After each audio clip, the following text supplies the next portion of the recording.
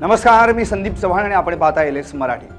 भोंदूबाबा अशोक खरात आपलं कांड करण्यासाठी 4 वेगवेगळे मोबाईल नंबर वापरत असल्याची माहिती आता SIT चौकशीतून बाहेर आली आहे। भोंदूबाबा खरात याची SIT कडून सलग 5 तासांपासून चौकशी सुरू होती। तपासादरम्यान खरात 4 वेगवेगळे मोबाईल नंबर वापरत असल्याचं उघड झालं। यापैकी एक नंबर हा केवळ VIP व्यक्तींशी संपर्क करण्यासाठी वापरला जात होता। दुसरा नंबर काही विशिष्ट भक्त आणि महिलांशी बोलण्यासाठी तो वापरायचा, तर तिसरा नंबर हा आर्थिक व्यवहार आणि पैशांशी संबंधित कामांसाठी वापरला जात होता। चौथा नंबर हा सर्वसामान्य लोकांशी संपर्क करण्यासाठी होता। या प्रकरणाचा सखोल तपास करण्यासाठी फॉरेन्सिक पथकानं खरातचे सर्व मोबाईल फोन्स आणि प्रत्येक नंबरचा डेटा रिकव्हर करण्याचं काम सुरू केलंय। या डेटामधून आणखी धक्कादायक बाबी समोर येण्याची शक्यता वर्तवली जाते।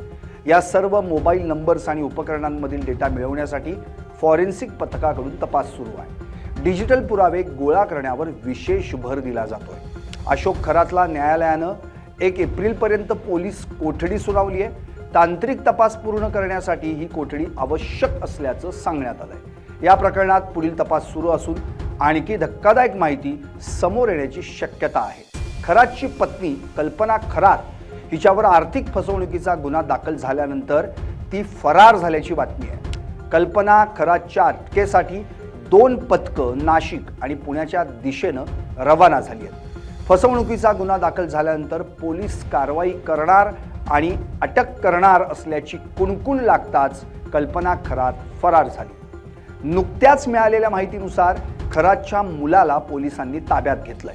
भोंदू खरात आणि त्याचं डोकं चक्रावणारे कारनामे सातत्यानं समोर येत आहेत। त्यामुळं या सगळ्यात त्याच्या घरच्यांना सुद्धा सुट्टी मिळणार नाही हे तितकंच खरं आहे। अशातच खरातचा नवा धक्कादायक बनाव समोर आलाय।